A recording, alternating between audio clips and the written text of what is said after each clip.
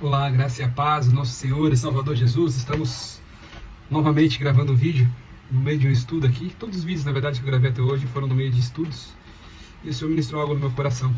Enquanto eu meditava aqui, eu estou lendo o livro O Poder do Espírito Santo, do Billy Graham. E eu estou um tempo já lendo, a gente vai lendo ele, né? Estou na página 97 ainda, estou um terço desse livro aqui.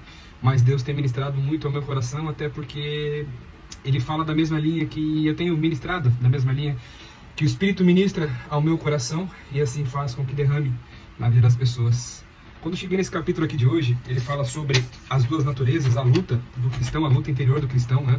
E é interessante que no início desse livro aqui, até essa página que eu cheguei, ele fala somente de um alinhamento da nossa vida para com os princípios do céu, para com os princípios, os valores, os mandamentos do Senhor. E até agora ele não falou nada sobre experiências sobrenaturais, digamos assim, com o Espírito Santo. Então o tempo todo, Billy Graham, né, usado pelo Senhor, nesse momento aqui, até esse momento aqui da história desse livro aqui, ele ministra a respeito acerca de uma vida em santidade para que nós possamos acessar uma comunhão com o Espírito Santo.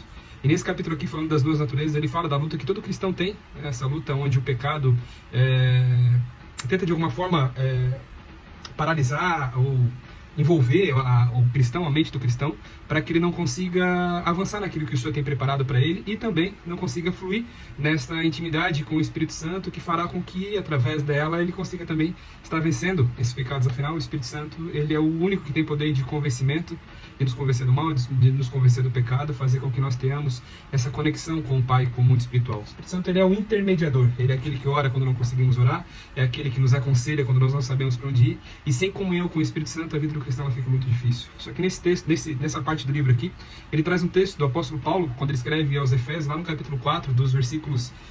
Ele fala desde o 17 ali, mas na verdade eu quero frisar aqui do 22 até o 25, 26, e eu quero ler para vocês. Esse texto diz assim, Efésios 4, 22 ao 24, foram os 3 versículos que eu separei aqui. Que quanto ao trato passado, vos despojeis do velho homem, que se corrompe pela concupiscência do engano, e vos renoveis no espírito do vosso sentido, e vos revistais de um novo homem, que segundo Deus é criado em verdadeira justiça e santidade. Eu tenho observado, caminhando por esse mundão aí, ministrando o evangelho, cuidando de gente, que as mensagens de santidade, as mensagens de alinhamento, elas têm perdido espaço nos altares, nos púlpitos, não na maioria das igrejas, mas principalmente no âmbito da internet, né, os pregadores que, assim, de alguma forma, tratam mais a questão acerca da alma, das questões emocionais, ao invés de tratar as questões do espírito. E eu não estou aqui para criticar, é necessário que seja feito isso, afinal somos um ser espiritual, formados por um espírito, possuímos uma alma, que são as nossas emoções, o nosso entendimento, e também contidos dentro desse corpo físico. Então é necessário que nós tratemos os 3 pilares. O problema é quando nós tratamos somente um deles, e aí os outros 2 eles ficam com uma certa defasagem.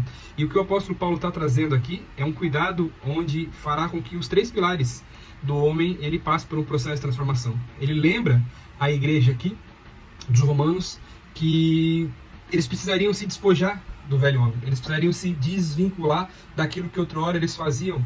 Até porque quando Paulo escreve aqui essa carta aqui, aos Romanos, não, desculpa, aos Efésios, ele não está escrevendo para pessoas que não eram crentes, para os descrentes. Na verdade, ele estava falando para as pessoas que já haviam recebido o Evangelho através da ministração dos apóstolos, até mesmo do próprio apóstolo Paulo aqui nessa situação, né? E ele está lembrando aqui que essas pessoas elas deveriam se desvincular daquele velho homem. Isso quer dizer, se desvincular das velhas práticas, das antigas práticas. Só que não fala somente sobre a questão física, onde, de alguma forma, talvez o pecado ou as ações se tornam realidade nesse mundo. Ele está falando aqui que esse velho homem se corrompe pelas concupiscências do engano. Concupiscência fala sobre pensamento, fala sobre coisas internas da nossa mente. Concupiscência são os desejos desenfreados da nossa carne.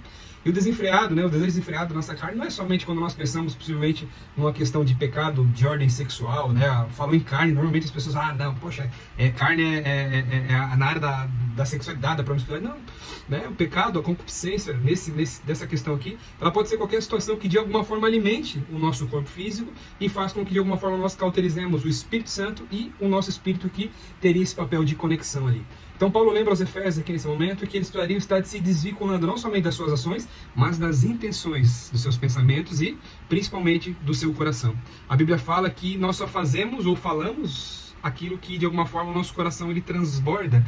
Então nós precisamos ter um cuidado muito precioso quando nós permitimos que alguns pensamentos comecem a fazer parte da nossa mente, a fazer parte do nosso dia a dia. Todo pecado, toda transgressão, todo ato corruptivo, digamos assim, ele não começa quando ele acontece aqui no mundo físico, mas ele começa quando nós, de alguma forma, damos espaço para ele dentro da nossa mente. E esse auxílio aqui que o apóstolo Paulo dá aos Efésios, ele fala justamente sobre isso. E ele segue aqui no versículo 23 e diz assim, ó, vos renoveis no espírito do vosso sentido, e vos revistais de um novo homem, que segundo Deus é criado em verdadeira justiça e santidade.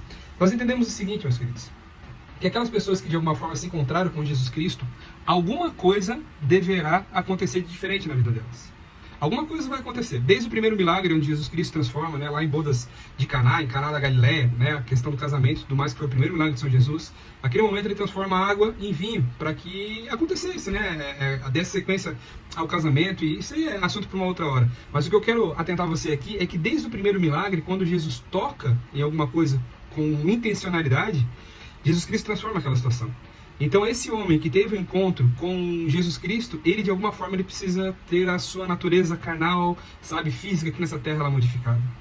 Eu não estou falando que nós viveremos uma vida plenamente livre de pecados, até porque a nossa carne ela é corruptiva, digamos assim, né? Muito se fala, não, a carne é fraca, não, se a carne estivesse fraca, o espírito estaria forte e nós venceríamos qualquer tipo de pecado, né? Na verdade, quando nós caímos em algum pecado é porque a nossa carne ela está assim fortalecida e nós precisamos ter esse entendimento. Então, quando nós nos encontramos com Jesus Cristo, essa natureza terrena, física, humana que nós tínhamos aqui na Terra, passa a ser substituída por uma natureza celestial. Só que isso não acontece de forma automática. Nós precisamos entender que a partir do momento que eu permito que Jesus Cristo ele entre na minha vida, que eu dou essa aprovação, é claro que isso é existe uma briga santa teológica, digamos assim, dessa situação, mas a partir do momento que eu aceito Jesus como Senhor e Salvador da minha vida, eu dou a liberdade para que o Espírito Santo de Deus ele possa adentrar em mim e começar a me convencer dessas situações.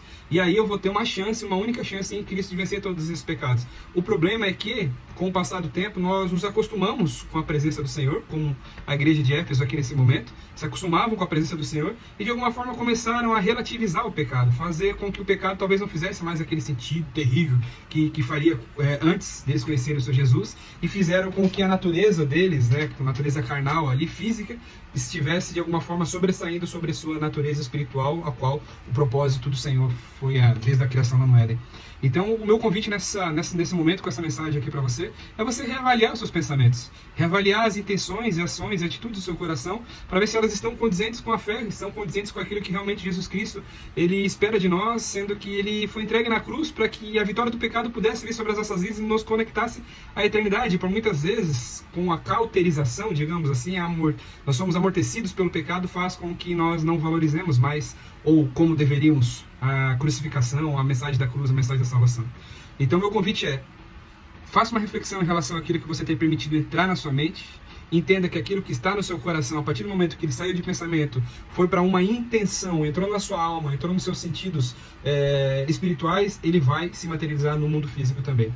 Então as concupiscências, os meus desejos desenfreados da carne, eles nem sempre estarão aqui no mundo físico. Muitas vezes eles estão somente aqui, mas para eles passarem daqui para cá e passar para as nossas mãos aqui no mundo físico, isso é um tapa. Então nós precisamos reavaliar os nossos caminhos.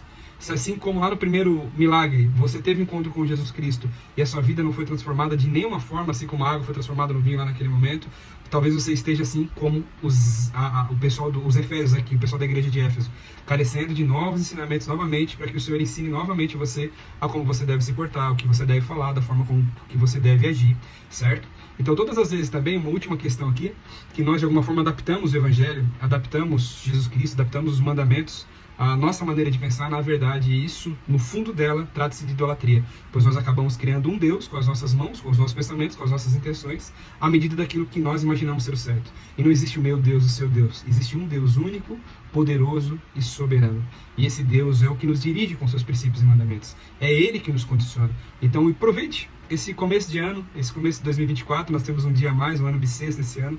Então nós temos uma chance a mais, uma possibilidade a mais de fazermos aquilo que de alguma forma nos aponta para o nosso propósito, ao invés de seguirmos um caminho que tem nos afastado a cada dia mais. O apóstolo Paulo nos lembra aqui no versículo 25 ele fala assim, não deixai a mentira, porque pelo que deixai a mentira, falar é verdade, cada um com o seu próximo, que somos membros de uns dos outros. Ireis, mas não pequeis, não se põe o sol sobre a vossa ira, não deis lugar ao diabo. Ele passa uma série de situações, uma série de recomendações, perdão, para que o povo pudesse novamente se conectar àquilo que o Evangelho verdadeiramente tem como propósito para as nossas vidas. Cada dia menos carne, cada dia menos os pecados aqui na terra, cada dia menos dando espaço para que de alguma forma as tentações cheguem na nossa vida através dos pensamentos, através das nossas intenções, e fazendo com que o Espírito Santo ele cresça, uma intimidade com ele também prevaleça sobre tudo aquilo que de alguma forma nós fazemos, para que nós estejamos cada dia mais apontados, direcionados e próximos daquilo que o Senhor deseja para as nossas vidas. Pensa nisso, viu? Existe algo novo que o Senhor deseja fazer, não somente na sua vida, mas através da sua vida. Então permita-se ser transformado pelo Senhor, permita que a sua mente seja moldada à mente de Cristo, permita que o seu caráter seja moldado aos moldes de Cristo, para que você possa viver e experienciar qual é a boa, perfeita e agradável vontade do Senhor. Que Deus abençoe poderosamente a sua vida.